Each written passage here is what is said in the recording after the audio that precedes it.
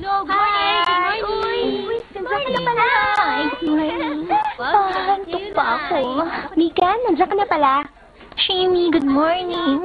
Kung meron ka note sa lesson natin, pahiram naman ako, please. Wait, yung assignment ba? Konti lang naman ang naisulat ko eh. Tignan mo muna. Assignment eh.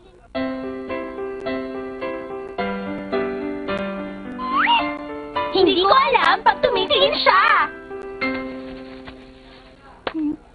Hero? Megan, magsabi ka ng totoo. Tumingin ka ba sa dibdib ko kanina lang, no? Oops, so sorry. Hindi ko sinasadya. Obvious na obvious kasi eh. Hindi magandang ugaling tumitingin sa maselang bahagi ng katawan ng ibang tao. I'm sorry. Napansin mo pala? Siyempre naman. Kahit na involuntary movement ng mga mata, napapansin to ng iba kung sensitive sila. Lalo na sa mga non-verbal cue ng mga tao. Oh! Para sa taong tinitingnan ng iba, siya din ang makakapansin sa non-verbal cue ng tumitingin sa kanya. Meron na bang nanilip sa'yo? Oops, sorry. Wala namang makikita sa akin eh. Gusto mo bang kumain muna tayo bago umuwi? Oh, sure! Doon tayo sa dati nating kinakainan. Hoy, Shemi! Hmm? Pakibalik naman tong librong to kay teacher, oh. Okay, sige. Sige, nagmamadali ako eh. Salamat! Wait, Shimi, nanilip pa siya kanina? Nanilip siya. Nakita ko kasi yung paggalaw ng eyes niya. When he said na, pakibalik naman tong libro kay teacher, tapos bigla niyang binalik ang tingin niya sa'yo. Oo. Nangyari yun in just 1 second. Tama ako, di ba? Madaling makikita yun pag ikaw ang tinitingnan. Tama, ganun nga. Diba ang bastos ng ganun? Mga walang konsensya yung mga taong gumagawa nun. Kaya nga ayoko sa mga taong ganun eh. Yeah, you're right. Kaya binabantayan kong galaw ko. At pag may kausap ako, dun lang ako tumitingin sa mukha nila. Oo na, I understand na. Kaya bantayan mo rin ang sarili mong kilos. No problem. Hoy! Megan! Shemi! Huh? Nakarating, wala pa ba yung bus? Wala ka pa nakikita, di ba? Ayan na pala, oh. Oh my gosh, hindi ko yung pwede tingnan. Kunwari wala ko nakita. Tara, sakay na! Oh. Oh, ano nangyari sa'yo, Megan? Megan, sakay na.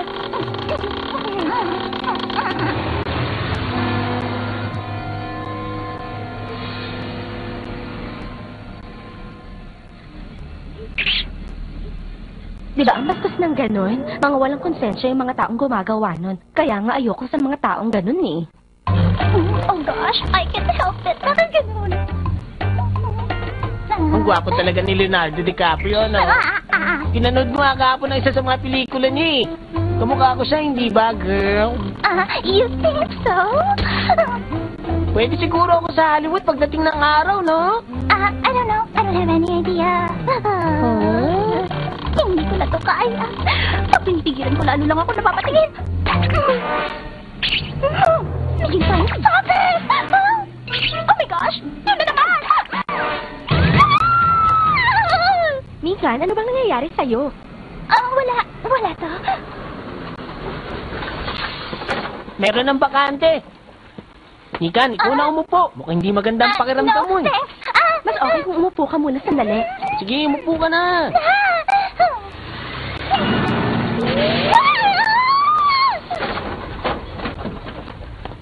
Bye-bye! OMG talaga yun. Shimi, nakita mo rin yun, di ba? Ang ano, yung zipper ni Yoshioka? As in, nakita mo rin pala? Oo, pero umiwas na lang ako para di ko makita. Grabe, iba ka ha? Bukas na bukas nga yung zipper niya kanina. Napatingin niya ako dahil kapansin-pansin talaga. Ang ginawa ko na lang, tumingin ako sa bandang harap ng bus para maiwasan kung mapatingin uli. Gosh, nakita din pala niya yung nakita ko.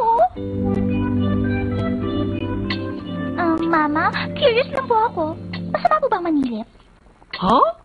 Siyempre, akala mo lang saglit mo lang siyang tinitignan, pero sa maikling sandaling yun, alam na ng taong yun na tinitignan mo siya. Oh, ganun po pala talaga yun. Kailangan pa ba sabihin yun? Dapat alam mo na yun, lalo na't girl ka. Ganun ba yun? Oo naman, gaya ko. Lagi kong binabantayan ang galaw ng mga mata ko, lalo na kung may dadating na bisita at magbibigay pa ng regalo. What? Regalo? Kung hindi ako tumitingin sa mata ng bisita at abala sa pagtingin sa kamay niya na may hawak na regalo, o di ba bastos? Oo nga, tama nga kayo dyan. Kaya nga, ang gigawa ko, inaangat ko ay level ko. Ganun po ba ang lahat ng tao? Andito na ako. Oh, Pauwi na pala si Papa. May beseta tayo ngayon, si Mr. Tanaka. Ka-opisina ko. Magandang gabi. Magandang gabi eh. Pasok, pasok. Pasensya na sa abala. Ay, hindi naman. Welcome ka dito. Hindi pwede. Hindi ko pwedeng tumingin. Pasok ka. Medyo magulo nga lang. Kaya pasensya ka, ha? Maraming salamat.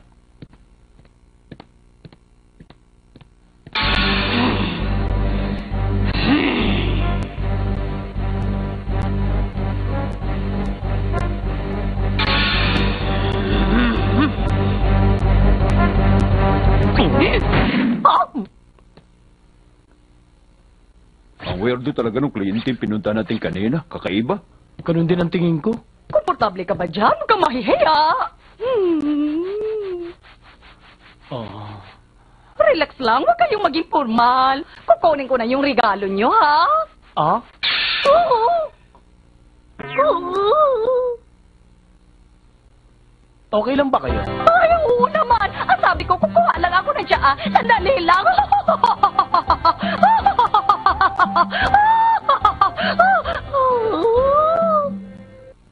Ito nga pala.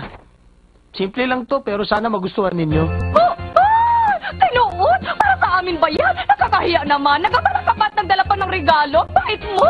Hindi mo naman kailangan gawin yun, pero salamat, ha? O sige, malugod kong tatanggapin ito. Maraming salamat ulit, ha? Hindi ko talaga inaasahan to. Hindi talaga.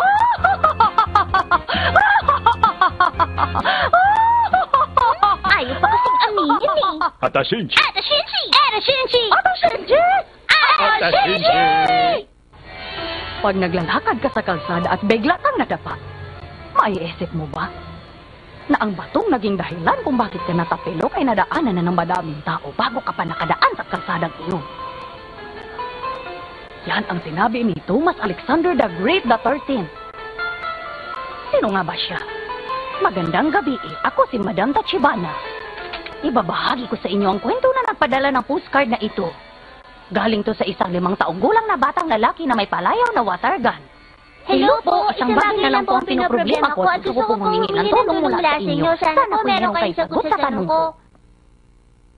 Lagi po kasi akong naiihi sa kama ko pag natutulog ako. Kaya lagi din akong pinagagalitan ng mama ko pag nangyayari yun. Hindi na nga lang po ako umiinom ng tubig o ng juice bago matulog pero nawiwiwi pa din ako sa kama. Ano pong gagawin ko? Sana po matulungan niyo ko. Salamat. Okay, makikita natin yan. Gagamitin ko ang bulang kristal para malaman ang kasagutan.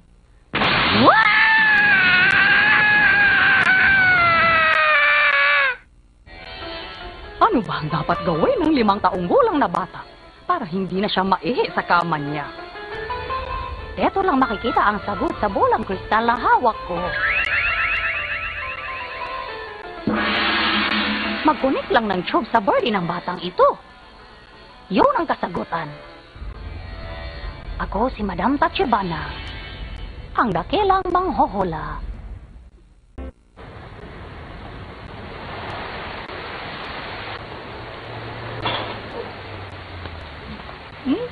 Oh? Naku, bigla pang umulan. Oh? Papa! Papa!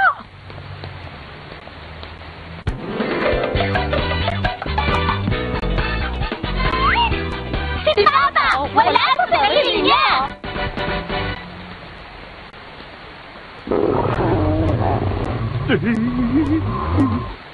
Galit na siya. Magpalipas muna tayo ng oras sa ibang lugar hanggang sa tumila ang ulan. Tsaka magtanghalian na rin tayo, ha? Sige, pwede rin. Ano kaya pwede natin kainin? Papa, anong gusto mo? Gusto mo ba ng noodles o ng curry? Para sa bahay lang tayo kumain kung ganun lang din. Oo nga naman. Oh! Protein thing, sushi? Yun na lang. Kumain na lang tayo ng sushi. Welcome po! Wow! Umiikot! Nakakatuwa! Papa, may bakanting table dun, oh!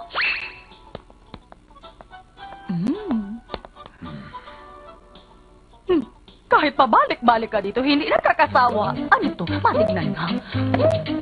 Oh, ginger slices. Oy, loy, alam pala. Akala ko kung ano. Pampihira. Ah, oo nga. Mag-drink tayo ng tsaa. Self-service sa restaurant na to.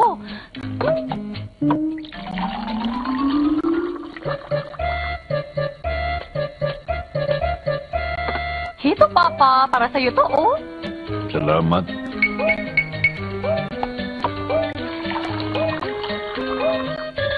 Okay, kakain na ako. Papa, pili ka na. Alin ang gusto mo? Pusit? Octopus? Palos? Oh! Gusto mo ba ng meso soup? Ayaw mo ba? O mamaya na lang? Sige na, kumain ka na lang ng tahimik. Oo.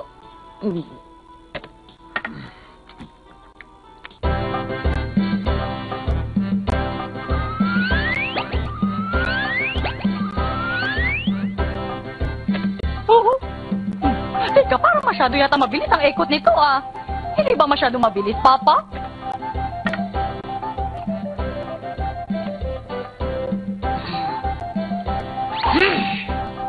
Hindi ako magpapatalo.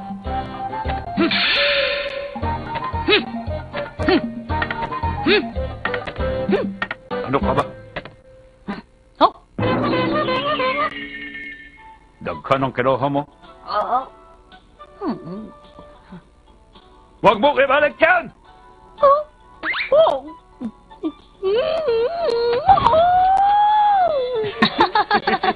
Uy, pwede ba? Umayos ka nga diha. Oh? Ang gulo-gulo mo talaga. Oh? Teka, bakit duha ang tiyaan ni Papa? Papa, sandali lang. Para sa katabi mo yata yung iniinom mo.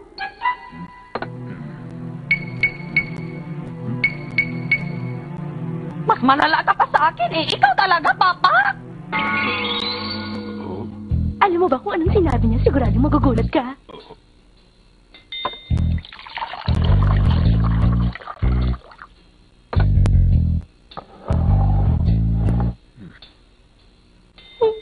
Papa?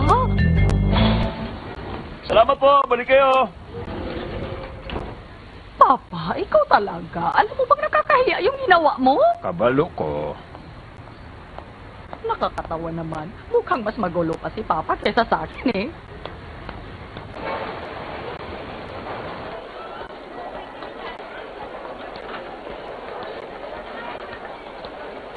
Mag-CR lang ako kadali, ha? Oh, sige. Pumunta ka na doon. May bibilhin lang ako. Tapos hintayin mo na lang ako sa harap ng CR. Okay?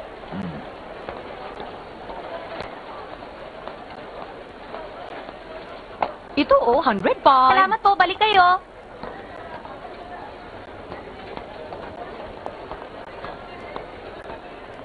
Hindi pa rin matapos si Papa.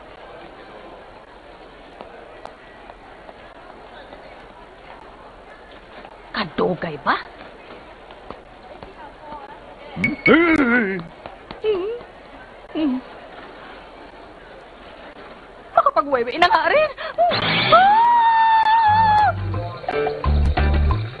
Papa! Hmm? Bakit ka pumunta sa CR ng mga babae? Ha? Oh. Ay, kaya pala parang kakaiba dito. Nalibago ko. Oh.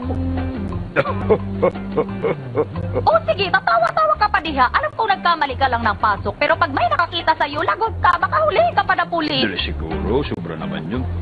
Sobra din naman nakakahiya yun. Para yung ginawa mo kanina sa sushi restaurant, halos tumigil na nga yung puso ko dahil sa'yo eh. Uy nga pala, di ba dapat pag-wiwi ka? Nakalimtan na ba niyo mo? Oh, oo nga pala. Teka lang, Papa. Hintayin mo ko dito, ha? Babalik din ako agad. Uy, tika! Kung sama. CR sa mga lalaki yan eh. Hmm? Mo? Ah!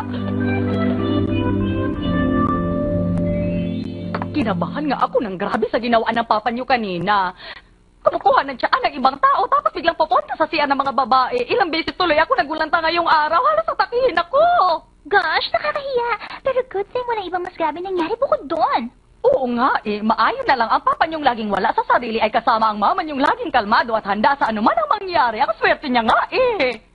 Yun ang akala niya. Pag wala po sa bahay si Papa, ganun din kaya siya kung kumilos. Para kasing laging wala siya sa sarili eh. Ay, Ambot lang. Possible yun. Baka naman lagi din siyang ganyan. Hindi lang natin nakikita kaya hindi natin alam. Siguro nga. Nga pala, nasan po si Papa? Sabi niya kanina, bibili lang siya ng sigarilyo sa convenience store. Welcome po.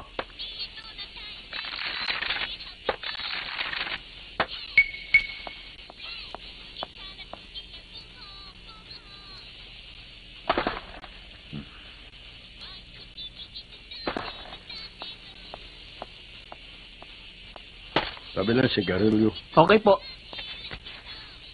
Noodles at sigarilyo. Ang total po ay 550.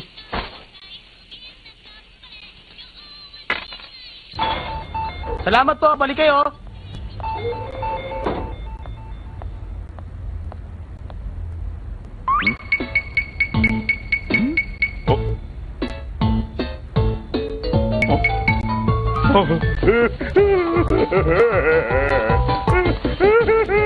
Told ya, wala na naman sa sarili niya si Papa. Atashinchi! Atashinchi! Atasinchi! Atashinchi! Ito na ang question. Nasaan si Mama? Difficulty level. True! Nagtatago din si Mama sa picture na to. Kaya niyo ba akong hanapin? Malalaman niyo ang sagot mamaya. Huh? Mababait ang mga anak ko? Nako, hindi yan totoo. Ang kulit kaya nila at sobrang gulo. Puputok lang dyan ko sa kakatawa dyan sa sinasabi mo. O sige, usap na lang tayo ulit sa susunod, ha? Parang ang init na ngayon, ah. Malapit na sigurong mag-summer. Ay, maghuhugas pa ako ng pinggan.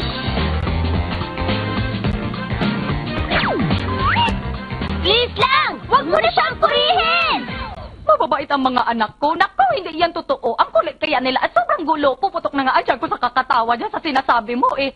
O sige, usap na lang tayo ulit sa susunod, ha? Hoy, parang ang init na ngayon, ah. Malapit na siguro mag-summer. Ay, maghuhugas na akong pinggan. Yuzu, kailangan pa talaga magsalita ng ganun si Mama tungkol sa atin. What do you think? Nasyashay lang siguro siya kaya niya nasabi yun. Ay, confused ako. Pero ganyan siya tuwing may pumupuri sa atin, di ba? Oo.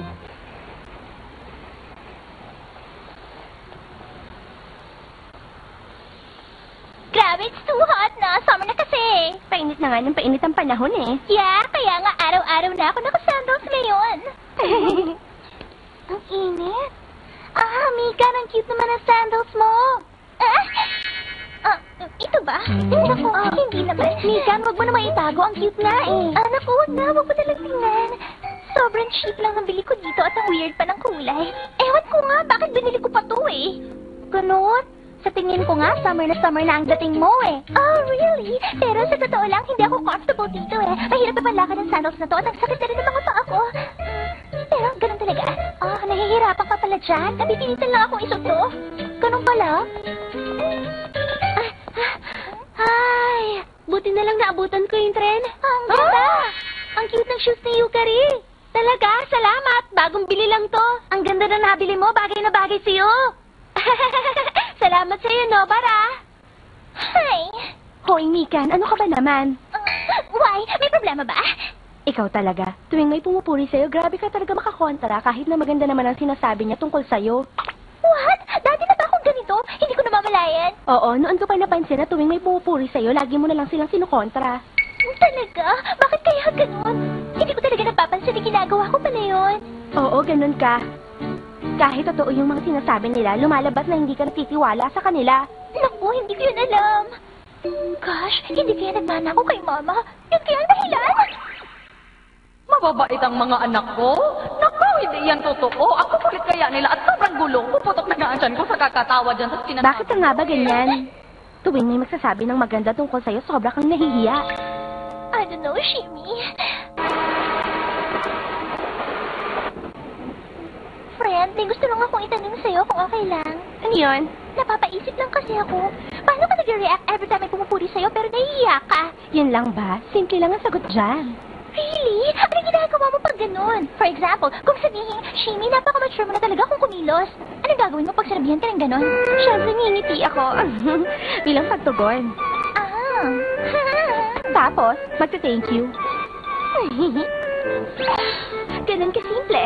So simple lang pala. Basta Basta pag sobrang humble mo naman, lalabas na parang ang plastic mo. Pag sobrang confident naman, parang ang kapal ng mukha mo. Kaya ngumiti ka na lang at magpasalamat para natural. Wow, ang cool! Para ka na talagang isang adult. Oh, ito ang ashtray. Maraming salamat.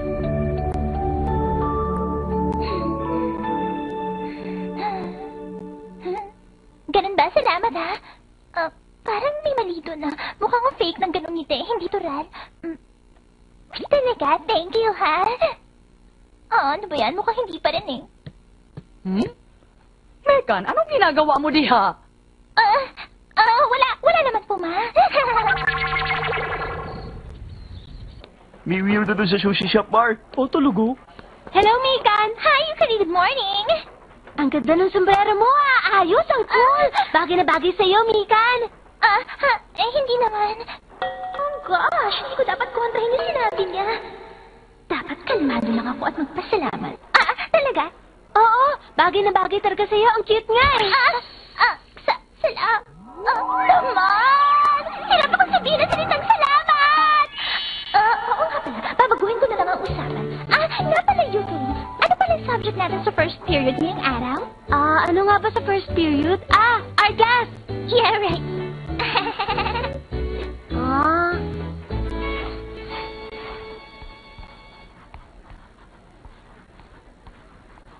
You know what? Nagsuot ako ng sombrero kanina, tapos nakita ako ni Yukari at binati namin ng isa't isa.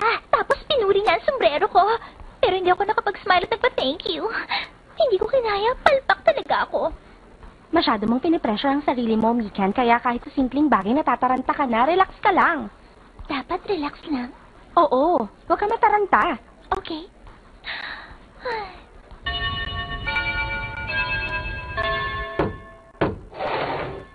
Sir, excuse me. Ibabalik ko lang po itong ginamit ko. Okay, salamat. Pakilagay na lang sa loob, ha? Opa! Sir, may tanong ko lang po. Kayo din po ba nagpinta nito? Oo, ako nga nagpinta niyan. Wow! Iba talaga pag art teacher. Baka isipin nyo na sip-sip ako kung pupurihin ko po kayo. Pero sa totoo lang, napakaganda talaga ng gawa nyo. Pwede na to i-display sa exhibit. Ganon. Kaysa naman sabihin isang obra ang gawa ko, mas okay na sabihin nahihiya ako pag pinupuri ako. Kayo talaga, sir. Nahiya pa kayo. Ganun talaga. Oo nga, no? Okay yun para hindi ako masyadong mahiya. Ang ganda talaga ng gawa nyo. Pwede na to i-display sa exhibit. Ganon. Kaysa naman sabihin isang obra ang gawa ko, mas okay na sabihin nahihiya ako pag pinupuri ako. Oo, ganun nga dapat. Sasabihin ko yun kay Shimi. Dapat natural lang pag nakikipag-usap at huwag ipapahalatang nahihiya ako. Hello, Shimi. May gusto lang akong sabihin sa'yo, ha? Nakaisip na kasi ako ng paraan. Alam ko na kung ano yung mga pwede kong ihandang sagot sa mga bagay na posibleng ipuri sa akin. Mga pwedeng ihandang sagot? Talaga? Gaya naman ng ano? Taran! Tingnan mo, kagagawa ko lang ng chart na to. Ano chart yan? Ito ang chart ng mga compliment na posible kong matanggap at nakalagay sa baba nito ang isasagot ko. Example, pag sinabing, magaling kang mag-drawing, ang sagot ay nakakahiya naman. Okay? Okay. Tapos, ito naman, pag may nagsabi sa akin na cute ako, alam ko na kung ano isasagot ko. Oo naman, totoo yun, Mika. Ang cute mo nga eh. At ito naman ay naisip kong isagot doon. Hindi naman. Masyado lang ako maliit kaya ganon. That's it. Nagets mo na ba? Dahil masyado ako maliit, pwede din ako tawaging mini-Mikan. O, diba? Hindi naman masama ang magpatawa, pero kasi alam mo... Why naman? Di ba maganda yung joke na yun? Okay lang naman ang naisip mo. Kaya lang, parang meron lang kasing hindi tama eh. What? Anong hindi tama? Ano nga kaya? Pero diba pag hinanda ko ang mga possible na sagot na pwede kong gamitin, makakapagsalita ako ng maayos kahit na masyado ako nahihiya pag may biglang pumuri sa akin. At kung madali ako makakasagot, ang mature na ng dating. Alam ko na! Sige, ano yun? Ang tulad nito, Oo. yung mga nilagay mong joke sa chart na yan, Oo. kung gagamitin mo yan, para ka na rin matandaan yan. Katulad mo na rin yung mga matatandang nagjo-joke para patawanin yung mga bata. What? Hindi pwede! Para mo na rin sinabing isa ako matandang babae! Never mind, my dear. Atashinchi! Nakita niyo na ba kung nasan si Mama? Well, kung gano'n, tawagin na natin siya. 1, 2, Mama!